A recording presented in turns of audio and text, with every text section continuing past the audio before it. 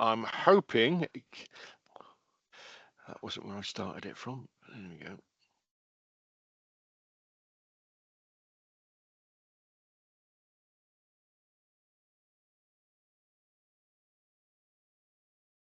It's all moving on at the moment, John. Yeah. So Okay. So did they? I think we got to there, didn't we? Board motorcycles. that's Okay. great. Thank So you. yeah, brilliant. Let's try this. Fingers crossed, folks. I won't sing again, I promise. So board motorcycles, another great manufacturer. Not really that long, only sort of 16 years. But Harry Bourne had been born in Stroud. He started this company in Harrow, Middlesex, moved back. They began making trials optimized motorbikes and motorcycle sidecars or outfits, and after that they moved into general engineering and plastics. Oddly. I say one of the surviving ones. There are quite a few around, but can see it in the museum in the park. If you want to go and see it, it's well worth visit. Lovely little machine. And then we came to this one. Basically, how many laws have been broken here? Well, what we know about this is it's a Honda C90 being driven by the owner there, and on the back you see another policeman, and there's a police dog who looks quite unperturbed by what's going on. We think this might have been taken down at the Barton Road police station, but we know that the actual machine was owned by the driver there. But I mean, it's great, isn't it? What else is happening there? We just don't know. Moving on, I don't hope we didn't get to here. So we looked at carts and traps, small two-wheeled vehicles, usually pulled by a donkey or a pony. We've got Nurse Ag here in Gotherington about to start a daily rounds. Lovely photo from 1895. And then we have this one in Thornbury Castle, even earlier, 1881, with a sort of cartload of kids on the back. And I think the donkey there looks a bit sort of, oh my God, what's going to happen now, sort of thing. But they're carts and traps, lots of them around. They come in all shapes and sizes. So we've got a couple here on the right-hand side, fairly posh ones. And then you've got the one below the actual text there. It's a more workaday version. These two bottom ones were made by the Gloucester Railway Carriage and Wagon Company. So they did a lot of these in the early years. Moving on, sulkies. So a sulky is a light, open, one-horse, two-wheeled vehicle with a single sheet just on the shaft. There's one here seen harnessed to the horse Peter the Painter. They were basically used for racing and fast trotting. Thought to have been invented in the early 1800s by an English physician, and they were named for his sulkiness and the fact he wanted to sit alone, so he devised this cart where there was no other space for anybody. Today, they're still used mostly in gypsy trotting races, and they can often be seen on local roads, though nowadays they're not nowhere near as attractive as this one was. So hansom cabs, designed in 1834 by Joseph Hanson, who's from York. They were designed to combine speed with safety and a low centre of gravity for safe cornering. Several were built by the Gloucester Railway Carriage and Wagon Company. This is one. It's a rather nice one. We've all seen them in sort of basically, I said James Bond, in the Sherlock Holmes films and things like that. They're the classic sort of Victorian gadabout cab. Not all carts are horse drawn. This is from the Gloucester County Council Surveyors Department, and it's a push cart. What was in there, we'll never know. Presumably, it might have been a refuse collecting just for sort of street litter and things. But again, there's trouble with these images. They just give us the basic details and not what they were used for. Look at gun carriages. So this one, a lovely photo I've taken 1920, shows a German captured artillery gun from World War I in the cart wash at Chipping Camden. Cart washes were used, wagons had to go through them because otherwise the wheels would dry out and fall apart. They needed to be kept quite moist. So basically they were moved into here, cleaned up, and the moisture helped keep the wheels in order. This gun was captured in World War I, given to the town by the War Trophies Commission, but it initially aroused quite a lot of hostility. And when it was put on display one night, it was dragged away and dumped in the cart wash here, which is when this photograph was taken. It was subsequently sort of rescued and returned to its plinth, but again, it was taken away in the middle of the night and pushed into a brook. And after which it was decided, well, no, nobody wants it. We'll sell it for scrap, and it was broken up. We have other ones though. This is a carriage limber for a breech loading 60-pounder Mark II gun made by the Wagon Works Company, and again they made quite a bit of stuff for the war effort. This is another one they made. This is a cart for a tool cart, Royal Engineers Mark II version. Again, lots of lovely photographs of these. And as well as tool carts, they made limbers for artillery ammunition. This is a couple of nice ones. This is a quick-firing 18-pounder wagon limber Mark II stroke L. Love the military parlance here. It's got to be down and stuff like that. And then this is a wagon limbered general service fore and hind, sorry, complete. And again, lots of these kicking around. Sometimes they weren't as good as condition or as shiny. This is an example. It was turned for repair after it had been damaged by shelling in the Western Front, and you can see it's taken quite a battering indeed. Whether they even repaired this or just scrapped it, I don't know. Moving on to three wheels, we looked at two wheels. So three wheels, first three-wheeled vehicles, hand-powered wheelchairs, appeared in the late 1600s. This is an example of one. A sort of century later, two French inventors invented a three-wheeled push bike. They called it the tricycle. The name has stuck ever since, basically. By 1884, there's a tricycle craze in Britain. Over 120 different models were being produced by over 20 manufacturers. The most famous ones, the Wall's Ice Cream box tricycles, commonly known as Stop Me and Buy Ones. I've got to get that right and not use the other phrase that was used for them. Over 2,000 were made by Wolseley's, and they're scattered all around the country. We think this is Mr. William Guard of Minchinhampton on his tricycle. He was a sweep in his trade, but also a colporteur. So what I hadn't heard about before, this was a peddler of religious books. And he was also the Sunday school superintendent for the Baptist chapel at Minchinhampton. Very famous man, locally well known and well respected. First sidecar, invented in 1893 by a French army officer who won a prize for the best method of carrying a passenger on a bicycle. 1903, a patent was granted to the Graham brothers to make sidecars, and it caught on very quickly. I love this photo from the collection we have. Mr. and Mrs. Morris Smith on their motorbiking sidecar. This is what they took on their honeymoon in 1914, and they took it in turns to drive and ride. And we have another photo of the lady there riding it and the gentleman sat in the chair. The oldest sidecar makers are called Watsonian, and they're founded in 1912, and they're still trading today. And a little snippet and aside I found was Jaguar Cars, who were founded in 1922, but as the Swallow Sidecar Company. So originally just made sidecars and not performance vehicles. And again, almost as soon as sidecars appeared, they were raced. This is a Borden motorcycle and sidecar outfit on a trial in Penwoods in King Stanley, with Bourne employee Bill Hayward driving and Mrs. Grant Nealis, one of the infamous Grant Nealis sisters, in the chair. I say infamous, these two girls, the Grant sisters, worked for Bourne, and they loved motorbikes, and they loved riding them, they loved being in the chair, so they quickly got earned a reputation. Whenever there was a trial or a rally, they would be there riding. One of the reasons the Bournes were so good is that the chair wheel was also powered from the main bike engine. So they're, in a way, they were a bit sneaky, and I think they were eventually banned because of this, because it made them too good. Police began to use motorcycling sidecars very early on for patrol work, for carrying other policemen, and the AA used them before they replaced them with vans. And this picture is from 1967 by the citizen of two AA patrolmen, was sort of a swan song before they were replaced in 1968. And the sidecars had tools like they do in the vans these days. An more unusual three-wheel vehicle. This is a horse-drawn tedder made by the Upthorpe Ironworks of Cam, with Percy Lacey, who was the son of Felix Lacey, the owner of the works. And these tedders were basically used to turn hay to help dry it before it was collected and built into a rick.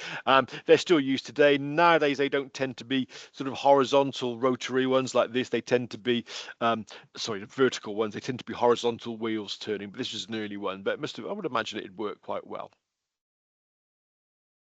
Moving on to four wheels, wagons were the most common form of road transport for several hundred years. Lots of different types evolved, and especially they tended to carry loads, but they were either one of two types, either box wagons or bow wagons.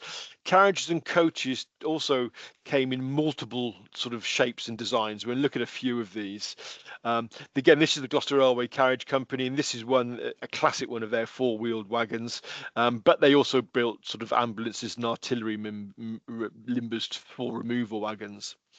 Bow wagons, I love this photograph. It's a bow wagon outside the Wagon and Horses pub at Cirencester, which is still there today, but I don't think it functions as a pub anymore. Bow wagons, they had a really elegant curved body that ran over the rear wheel, and their outraves, which is the flat sides there, flared outwards, which allowed them to carry large loads internally. They reached their zenith in design in Gloucestershire and the surrounding counties, and they're described by William Marshall in his 1796 book, The Rural Economy of Gloucestershire, as the best farm wagon I've seen in the kingdom. Um, this is the Bow Wagon. This is from the Lloyd Baker Wagon collection at the old jail in North Leach. Sadly, this collection really needs some looking after. The wagons are outside, which is the better place for them under cover, but they are slowly rotting. But nobody seems interested in saving these, so it's a crying shame.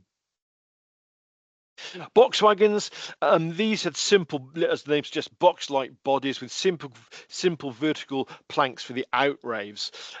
Here's this top one here has ladders fore and aft to help carry its load, while the bottom wagon has extension outraves lying flat. These are examples of what they'd call three-quarter lock wagons, which means that they had a smaller front wheel which fitted under the body of the wagon, which was really useful because it gave it quite a tight turning circle, which was useful in Gloucestershire's narrow lanes and small farmyards.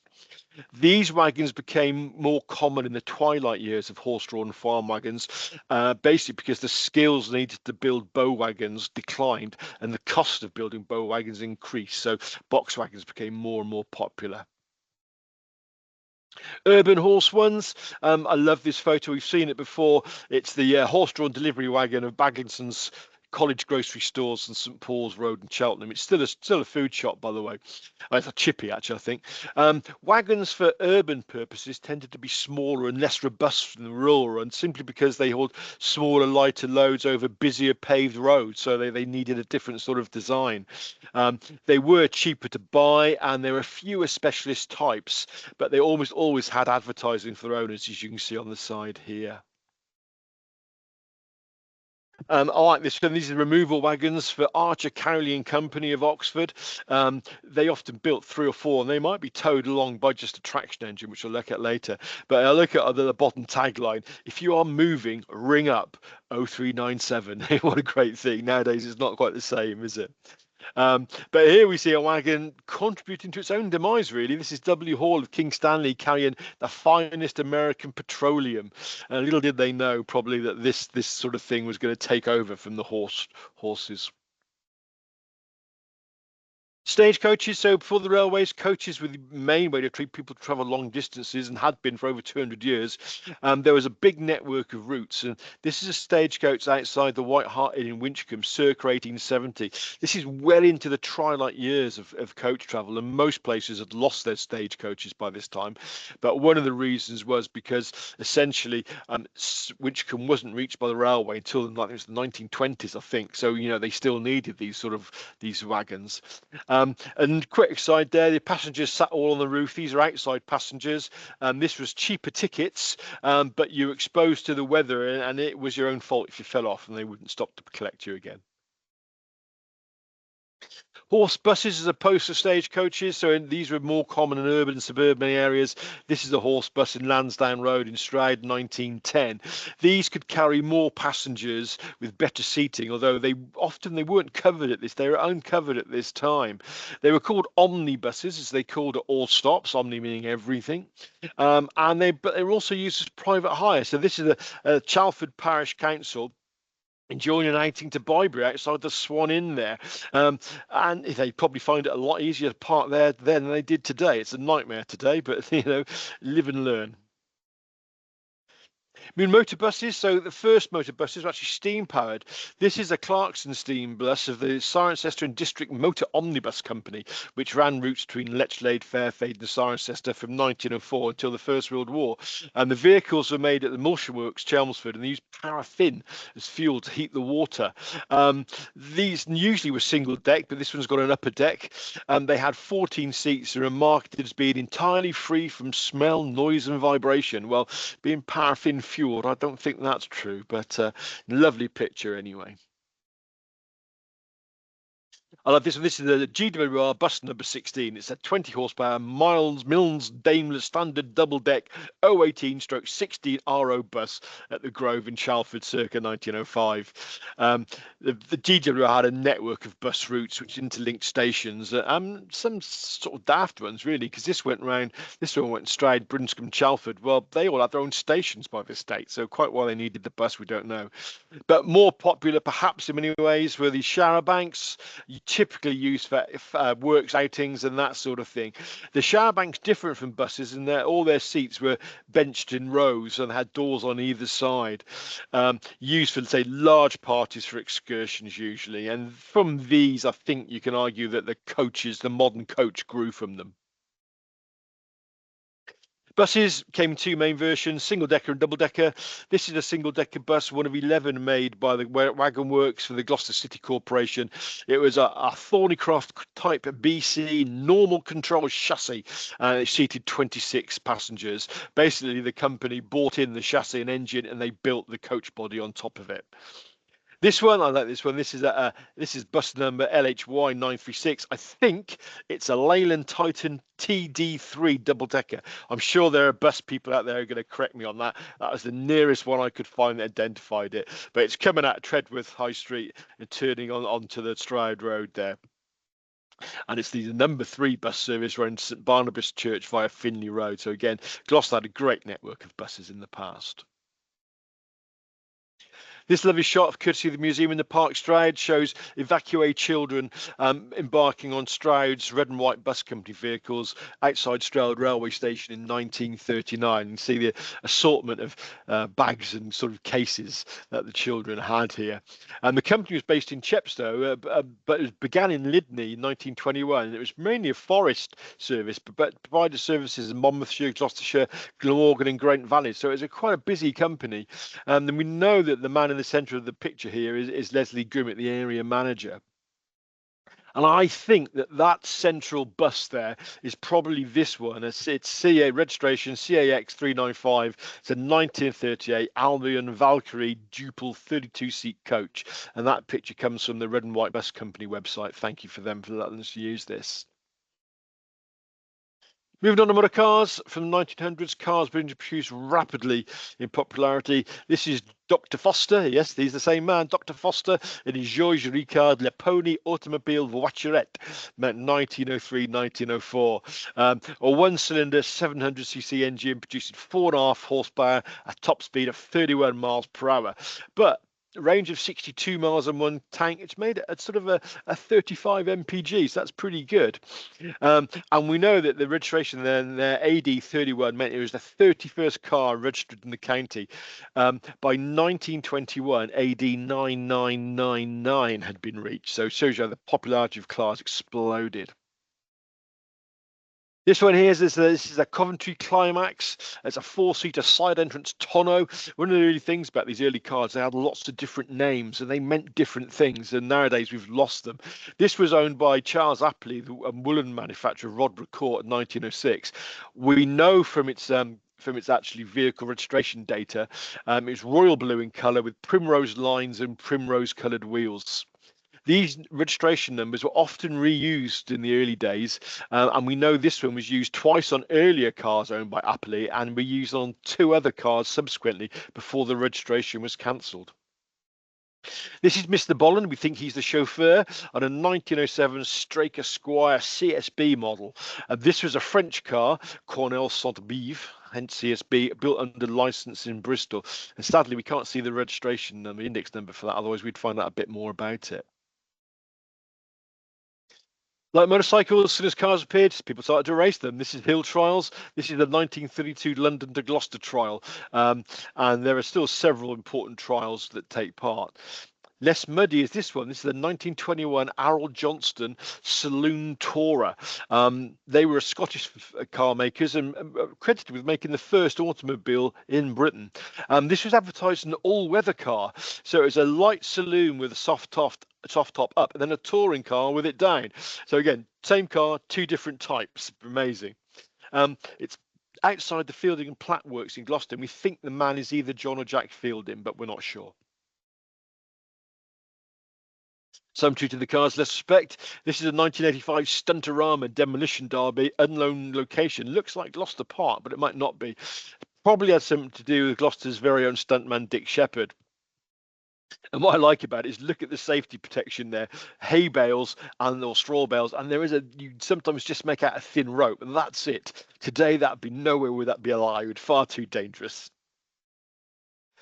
Traction engines, so these are steam-powered vehicles. Despite being large, heavy, slow, and relatively hard to maneuver, they revolutionised agriculture, road haulage, and the entertainment industry from the 1850s onwards, and remained in use well into the 1940s. One of the most radical aspects was the fact they were powered up threshing machines. Not only could they do this, but they could take the threshing machine to the farm. This is a picture of Blackwell's of North Leach traction engine thresher and baler combo on the road in 1920. And this one is, again, it's another popular picture we use quite a lot. It shows W.S. Brown and Sons of Stonehouse in operation. And you can see how the traction engine powered the threshing machine by a belt coming off the other side of the engine. Showman's engines, these were slightly different. These were dual purpose engines that hauled rides from fair to fair, and they had a dynamo mounted in front of the funnel. You can see it here to generate electricity to light and drive the rides. And this is the Duchess of Worcester, a Burr & Sons steam locomotive owned by F. Peters in 1901. It was powered galloping horses, which was probably something like this one. This is seen at Bliss Hill in Victorian Town, up in the North Black Country there. Again, this is another Showman's engine. This is the Lord Nelson. It's a Charles Burrell & Sons 8 nominal horsepower road locomotive number 3443. Again, notice the huge dynamo in the front here. This one was built for the travelling show firm Anderton and Rowlands in Bristol and worked for them until 1940 when she came into the ownership of T.J. Nichols of Gloucester. And she steam towed a small trailer here. I'm not quite sure what she did for them. She is a survivor, survives today, sadly cut down form, and there she is. This is courtesy of the Museum of Thin Objects. I don't think she looks nearly as good like that as she did, but there you go. Mentioned ploughing engines. These were traction engines with a large diameter winding drum driven by separate gearing. And the drum was round with a long wire rope which hauled a double-ended plough or harrow across the field while the engines remained on the headlands of the field. They worked in pairs, one on each side of the field, and the drivers communicated by the engines and whistles. And this is a sort of a picture here from Gressenhall Farm and Workhouse, basically. And they could plough a lot faster than horses. That was the idea. This is the Fowler plough engine, and you can see the horizontal winding drum below the boiler, but it shows how much bigger these engines were because they had to accommodate that winding drum. So whereas a horse-plough team average could do an acre a day, sometimes 2, ploughing engine could do 20 acres using about a ton of coal, could plough deeper and cultivate ground impossible weather. So they were very, very popular, but they disappeared when general purpose petrol engine tractors came onto the farming scene. One of the earliest types was made by Savery & Son of Gloucester. They had a different idea. They introduced, rather than a horizontal drum, their drum mounted vertically, built around the boiler of the engine. See a picture here. Although effective, they were more complex than other plough engines because they had to have a spooling system, which you can see in between the wheels there, to make sure this wire was wound evenly across the drum. This is another picture we have. This is sort of pulling a 4-share balance plough or scuffler, which is a cultivator. They persisted in their idea. They came up with this strange beast. This is the only known photograph of this one, and this is where they split. They tried to get rid of the spooling mechanism, so this split it, and this was trying to drag 2 ploughs across the field at the same time. Again, they proved unpopular, to be fair, and the horizontal drums were more effective as well, we think. This is one of a plough engine, unusual one. This is dredging a river, and you can see the dredge there being used. It's undated and it's not local. It comes from Sunningdale in Windsor and Maidenhead. But we know the engine belonged to Barnford Evershed of Salford Friars, Warwickshire, but previously had been owned by Tovers of Cirencester, which is why we think we've got it in our collection. So steam lorries, so self-contained steam-powered goods vehicles, as opposed to good vehicles towed behind traction engines, began to appear in the late 1890s, early 1900s. The most common were the standard Sentinel. This is one here. This is seen outside the Sentinel factory at Shrewsbury, going down to Cirencester. These resembled motor lorries rather than traction engines, but competition from internal combustion and legislation over vehicle weights, these were much, much heavier, meant that few remained in commercial use after World War II. One of the other problems is they needed frequent watering. And this is a Thornbury Rural District Council's Garrett 6-ton undertype steam lorry. It's run out of water, so they had to fetch a horse and cart, a water carrier, for the man to fill it up. We know this wagon was purchased from Garrett's in 1925, was later transferred to GCC, who ran a fleet of 7 other Garretts. So the county councils used lots of these vehicles. This is 3 of them at a quarry, unknown quarry. These are tipper lorries. Again, rather nice, elegant. They have a distinctive look about them. And this is one, doesn't look much like a steam lorry, but it is. It's a Foden Speed 12 Q-type 6-ton undertype wagon. And again, nice photograph there. We think this is a sales one. So I love this picture. This is the new overtaking the old. They would say the unidentified petrol engine lorry. I have since found out what it is. Didn't have time to incorporate it. It's seen passing this steam lorry in the Forest of Dean. We're pretty sure both were owned by the Oldcroft Colliery in Yorkley. And you notice that the steam lorry has a load of pit props, while the petrol lorry has bags of forest coal. So again, I will update this for the exhibition. I've updated this. That will be online, and I've given the details of these vehicles. Internal combustion lorries tended to use petrol, not diesel. We don't know the make and model of these. I wasn't able to identify them, but they were photographed in Cirencester. The top one was from Burkham Ironmongers, while the second one was owned by the British Garages Limited. I like this one. This is a brand new Leyland diesel lorry with solid rubber tyres from Packer. The diesel engine began to appear in the 1920s and 30s, replacing petrol engines.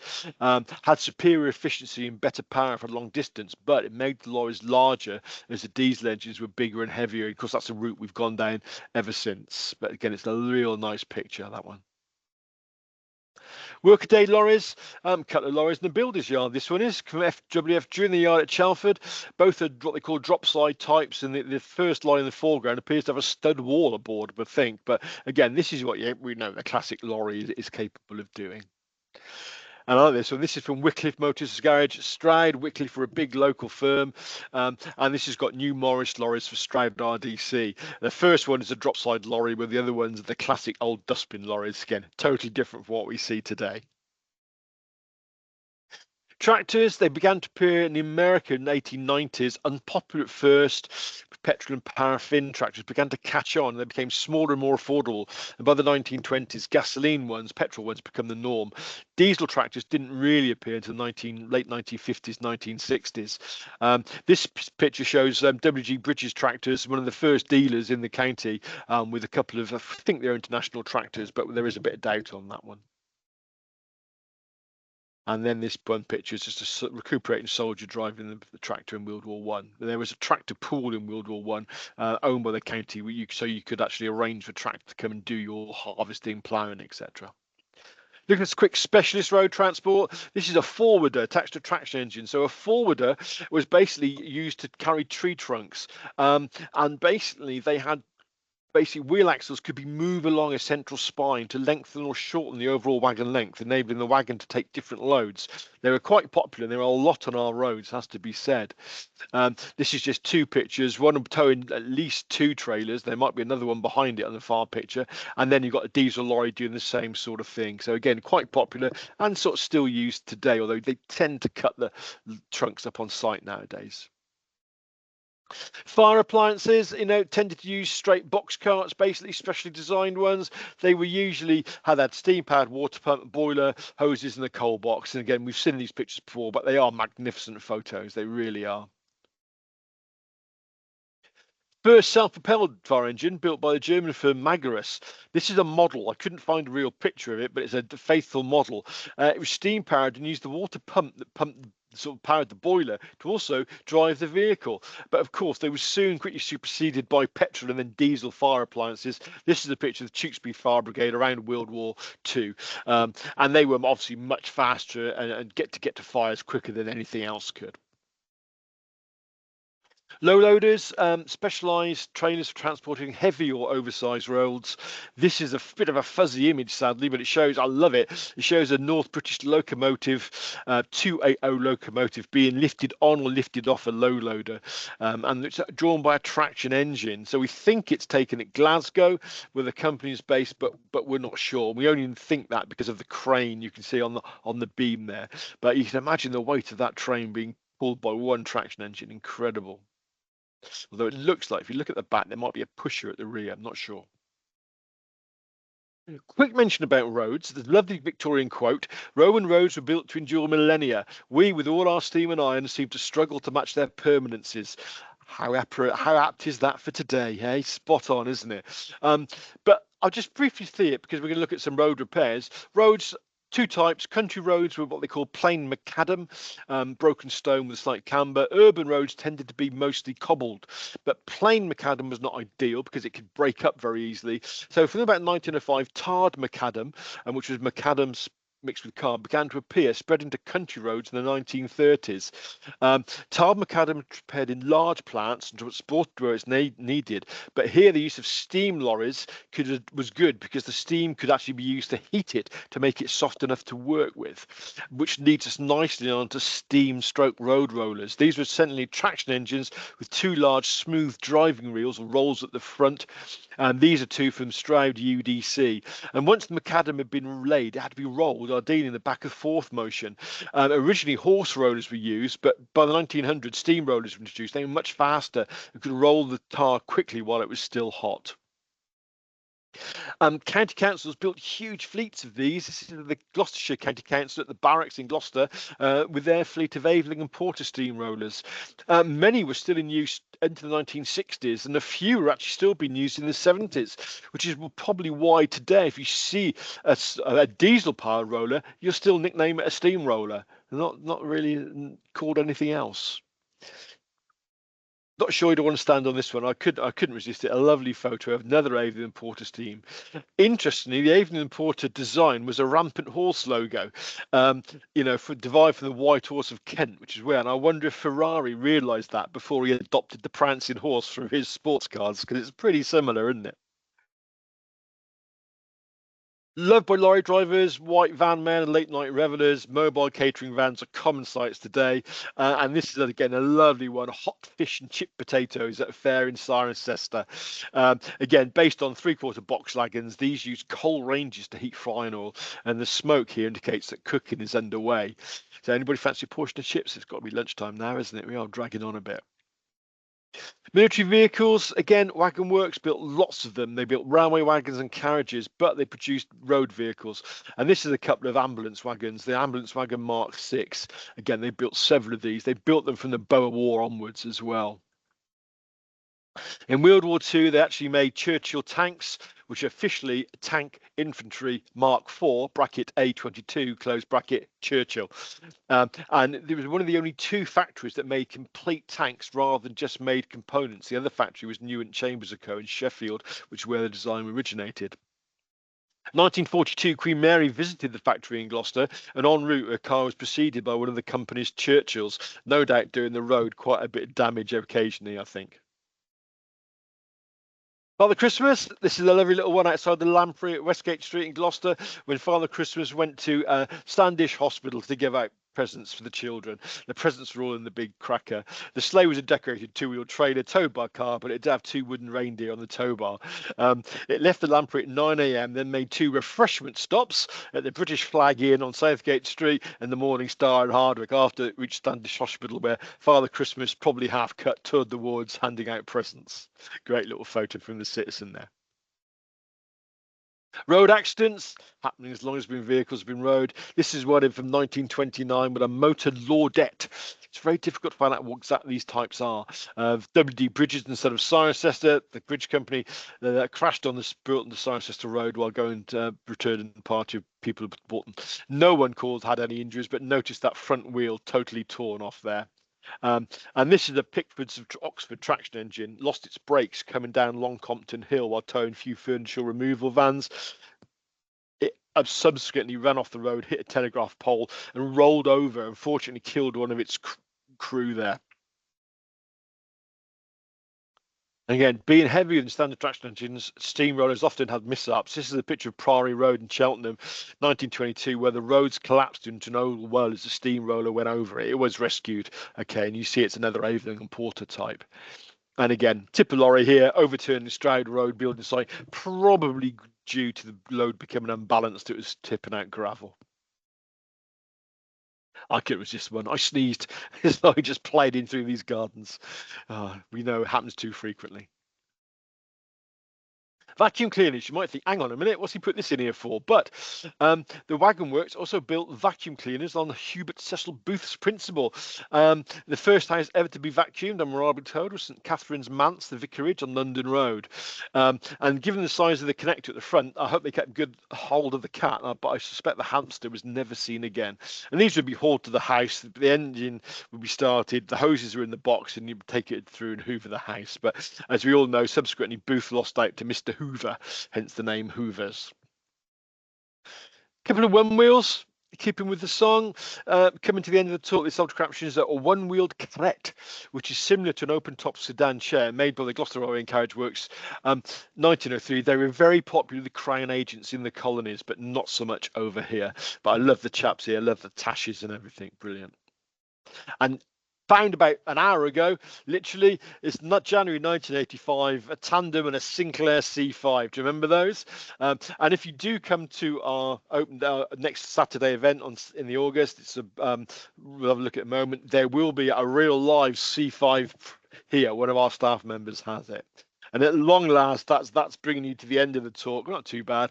So the next event is on the Saturday, 2nd of August, called Under, Over and Through, looking at Gloucestershire Road transport, vehicles and history.